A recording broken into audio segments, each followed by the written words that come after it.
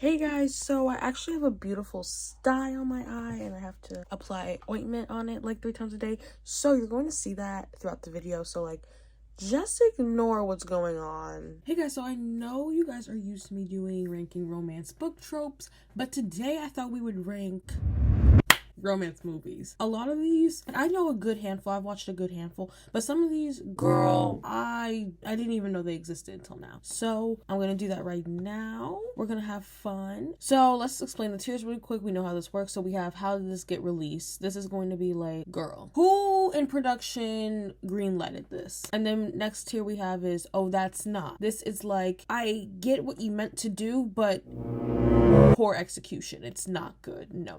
Then we have this might be good. Okay, like this is mediocre at best, but it has potential. Next one we have is I'll rewatch it. This is self-explanatory. If it's on, I'll watch it. Next one we have you thought you ate, keep the plate. Because you did eat. I love this movie. And then S tier, top tier, we have Mamma Mia, because that is exactly where Mamma Mia is going to go. I love Mamma Mia. That is my favorite romance movie. So let's start. So we're getting off to a bad start because I have no idea what this movie is. So let's just go here. Life as We Know It. I remember watching this movie and immediately rewatching it again. Like I remember I finished it at night, went to sleep, woke up, watched it again. That's called crack. So I'm gonna put it, you thought you ate, keep the play, because you did. Next we have Mamma Mia. We already know where this is going. Mamma Mia is the perfect mix of story, plot, drama, music, dancing. Like I literally couldn't ask for anything else. The scenery is amazing. Love Grease. Let's get it. Devil Wears Prada. I'm gonna put it in, I'll rewatch it. That might be a little controversial, but guys, it's not my favorite thing in the world. Definitely when I watch it, the movie exudes some sort of nostalgia that I never got to experience. Like New York in that time, like being an adult, like during that time period, like I will never get to experience that. But I felt like I was living it through The Devil Wears Prada. I love the foundation of it. Like she is a fashion designer. Early 2000s movies loved putting the setting in New York and having her be a fashion designer, a publisher, like some artsy thing where she's struggling, an assistant of some sort. Why was that the niche? So next thing I'm seeing here that I've watched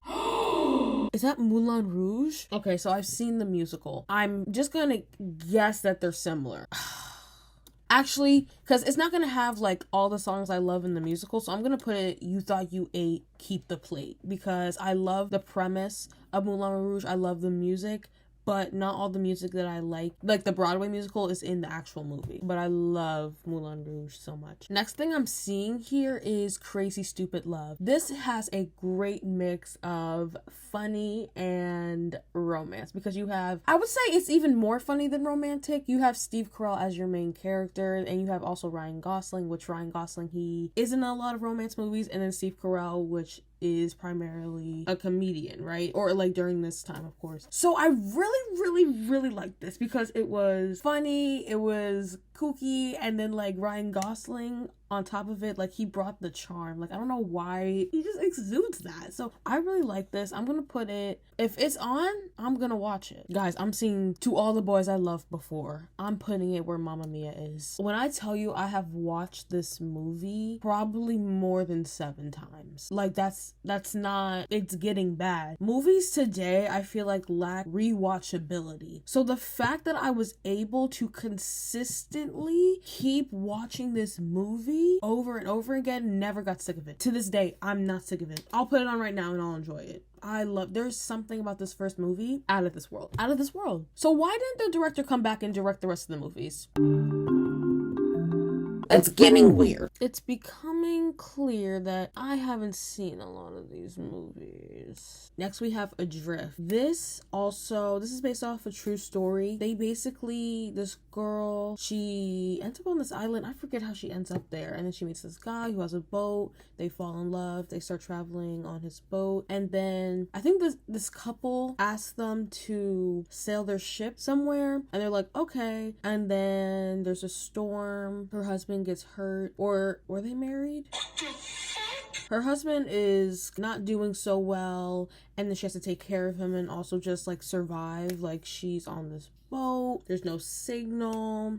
I'm pretty sure she was like losing food, other stuff like that. But this was a really good movie. Sad too. It's also based on a true story, so like imagine I put it in, how did this get released? That would be so bad. I'm gonna put it on. It's good, but it's sad and I don't want to rewatch it, but I'm gonna put it in, I'll rewatch it because it's not bad, but I don't want to put it in this might be good. Okay, actually I might put it in this might be good, but only because these are going to be movies that I see once and I don't want to see them again. Maybe because they're bad or they're sad. Okay, and I'll make that distinction. Okay, so then we have The Kissing Booth. I probably never want to watch these movies again, 1, 2, or 3. The first one is nostalgic though, in the sense of that time when it came out. I don't even think I really liked the movies, and I never read the books. I'm not gonna put in how did this get released because like I get it. I'm gonna just put it in oh that's not, because it's just like no. The Great Gatsby, I'm gonna put in this might be good. For me, it's just the type of movie that I saw once, I don't need to see it again. One day, it might go in S tier. I would rewatch this movie all the time if the end wasn't how it ended. I can't live through that again. But everything else, amazing. Not saying that the ending was bad, but like because of the ending, I just can't watch it. I just can't go through the turmoil that that movie put me through again. Waves. Okay, yeah, so this is gonna be another one. This was really good. Like, I really enjoy... I'll rewatch it. I really enjoyed Waves, but again, like, the turn this movie took was crazy. It's really good, though. It's, like, kind of like an indie film a little bit. I think A24 produced this, so you know the kind of vibe it's gonna have. Really good. Deals with addiction, love. He's in high school, I think, too. Like, parental issues, stuff like that. My Big Fat Greek Wedding. So this is the type of movie that you gotta like be in the mindset for. There's like 2 subcategories of romance. Rom-coms, of course. You want to laugh, you want to have a good time, you want some romance. Then you have like the romantic dramas. This is gonna be your Notebook, The Last Song, stuff like that. So I gotta be in the mindset. I gotta want to laugh when I watch this. Honestly, I'll rewatch it because it puts me back in that mind space, because I remember that mindset, because I remember when I was young watching this and watching it when I wasn't supposed to. Oops. The Proposal. This is good. I'll rewatch it. If it's on, I'm watching this. How to Lose a Guy in 10 Days. I know people love this movie, but for me, it's okay. Actually, I rewatched it recently. I see why people like it, but for me, it's not going to be in my top 10. If How to Lose is... No, because she really irks me. This is the thing. They both irk me. I don't like... It's kind of hard to explain, and some of these other movies will show it better, but sometimes it's just too much that the characters are doing, and it just ruins the movie for me. It's just like, why are you... Come on. Why can't we just have fun? And then after she stops being annoying and trying to get him to like break up with her, and they go back to his hometown after like that, his hometown and all those scenes.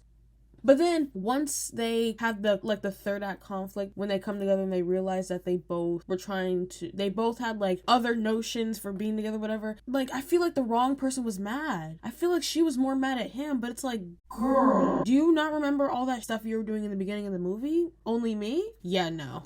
Eternal Sunshine of the Spotless Mind. I didn't like this movie. I think I might have been stupid and dumb when I first watched it and I didn't get it. I think I'm actually gonna get killed for putting The Kissing Booth and Eternal Sunshine in the same category. I just didn't like it. Sorry. The Holiday, I'm gonna have to put in S tier. I don't know if you've watched this movie, but it's a rom-com, definitely. But it's such a good blend of rom-com and also drama, because you have these 2 couples that are very different from each other. One, it's kind of like friends to lovers, and then the other one is kind of like immediate. But then they have obstacles in their way, kind of a little bit, getting in the way of them. Like, it's such a good balance and mix. And Cameron Diaz, I love her. She's so funny. And you have Jack Black, Jude Law. I almost called her Meryl Streep. What's her name? I almost called her Julia Roberts. What's that woman's name? Kate Winslet. She's amazing too. The Wedding Planner. This is a good movie. I feel like Jennifer Lopez has better movies though. I feel like she has better romantic movies than this. So I'm gonna put it in, I'll rewatch it, because I feel like she's done better. And I know my queen can do better. I love J-Lo. John Tucker. I almost called him Johnny. John Tucker Must Die. So we have the great, the good, what's his name? Jesse McCaff. Yes, Jesse! He's now on the Hallmark Channel. I think he might have left though.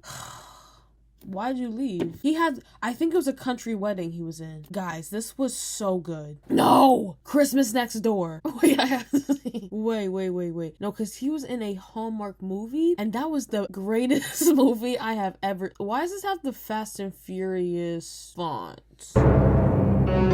I see what you guys were trying to do and you didn't do it. No, but these movies, like, I don't know. Oh my god, it's on Peacock. I have to watch this. This movie is so good. He plays this person who hates Christmas. He's very grouchy, very grumpy sunshine. And then she comes in. I'm pretty sure she likes Christmas. I think they had amazing chemistry. Yes. And then a country wedding, this man always finds some opportunity to say, but this was good. He ate this roll up. I can't even lie. He did. Shut up. Is it free? Oh my god. What brings you to town? I'm selling my parents' house. Oh, guys, this is so good. I'm sorry. Okay, so I'm gonna put this in. I don't even think I'll rewatch. If it's on, it's not even one of my favorites. I'm gonna put it in this might be good because I saw it once. I don't need to see it again. If I'm flipping through channels and I see that it's on, I'm like, but then I'll be doing something else. Like, I'm not gonna be fully paying attention to the movie. Crazy Rich Asians. I don't even have to think about it. Mamma mia. This is one of the best executed, amazingly executed movies I have ever seen. Have I read the book? No. Do I need to? I don't even think so. This movie is so unbelievably good. I don't need to read the book. The setting, their progression, I love the romance. Like, there's literally nothing wrong. Aquafina, she's hilarious in the movie. They're rich. They're doing rich people things. She's not, like, annoying, too. You know when the girl who's not rich, like, invading into her rich boyfriend's life, and they're annoying?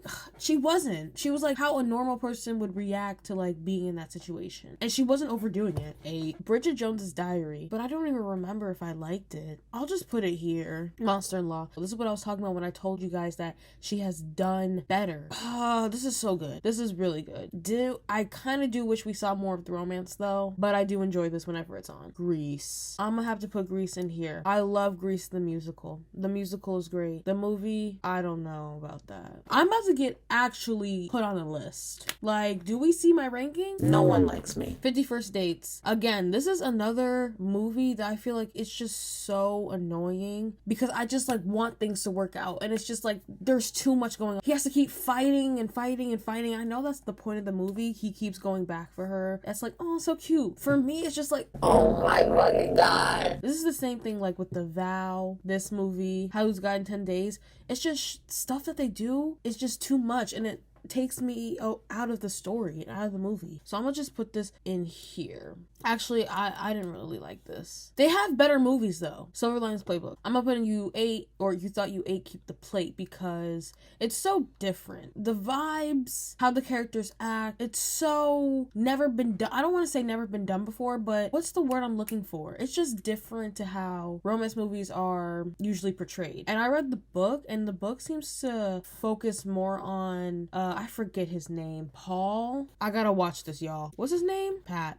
Guys, I was close. I feel like the book focuses more on Pat's mental illness and everything he's going through more than the movie does. The movie kind of focuses on the romance more, which I didn't hate either one, or more like either one. But I feel like because the characters are so different and so not every day, I feel like really made this movie interesting. Little Woman. I'm gonna put it here. I don't really have anything to say. 10 Things I Hate About You. You know, I used to hate this movie, actually. That's what's crazy. When I first watched it, didn't like it. I didn't see the point. I was like, why are people fawning over this movie? I watched it again. I was like, I get the appeal. I understand now. It's not my favorite movie, but still, I'm gonna put it in. I'll rewatch it because it is one, iconic. Two, the chemistry is insane. Like, I wish this movie was longer. I wish movies like this came out in like the 2000s, right? That was when they were in their 90-minute movie era. Their 1 hour and 20-minute movie era. I need this movie to be max 2 hours.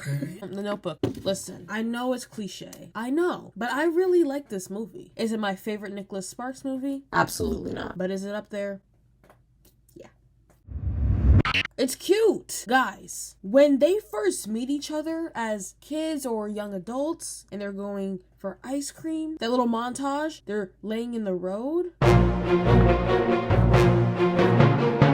I don't know what you want me to say. It's good. It's good material. I'm really upset that they don't have some of my favorite movies on here. This is getting a little sick. They don't have Forever My Girl on here. They don't have Safe Haven, The Last Song. Where are those movies? Where's my representation? I'm not seeing it. Pretty Woman. I remember watching this and I was just like, I love that I'm watching such an iconic movie. I'm gonna rewatch it. My Best Friend's Wedding. This is one of those movies where I hate it. I hate it. And this is why. You know what's crazy? I haven't even watched it. You're like, so how do you know? Because once I got the premise of the movie, I knew I couldn't stomach it. I knew I couldn't stomach this movie. Because what do you mean she's after her best friend's husband? Now, I don't know the full dynamics. I don't know if it's like a, what's that movie called? Something Borrowed? I don't know if it's that situation where the girl knows the guy first and she's like letting the best friend have the guy and then she's been secretly pining over him. Like, I don't know what the situation is, but I don't even care. I'm gonna put this how this get released because I'm mad. Because I'm mad. She's all that. Another thing where they're lying, like, oh my god, but Paul Walker's in it. So, Notting Hill. I didn't like this. I look like I hate Julia Roberts. I really don't. I actually love Julia. And that's actually gonna not look like I'm telling the truth because I'm about to put another movie in hers in that's not, but Notting Hill. It was just boring to me. And I don't really like Hugh Grant. Okay, so then we have Juno. I really like this movie. You Thought You Ate? Keep the plate, girl. This is alright. Angus Thongs and Perfect Snogging. It's okay. Closer, you guys are gonna hate me, but I'm gonna put it right there. Right next to That's Not. Because it was just wild. Like how Jude Law treated Natalie Portman. I was not with that. And then the questions that freaking Julia Roberts' boyfriend, whoever he was to her, was asking. You're a weird man. And I don't like you like that. Yeah, so I think that's actually going to be it for my ranking. I'm actually really surprised at this list. There's not a lot in How Did This Get Released? I watch a lot of romance movies, but clearly not. Because look at all these movies that I have down here. Definitely gonna have to do a part 2 because what's going on? But yeah, I hope you guys like this video. Let me know if you guys agree with my ranking, if you guys want me to rank other things, and I'll see you guys in the next one.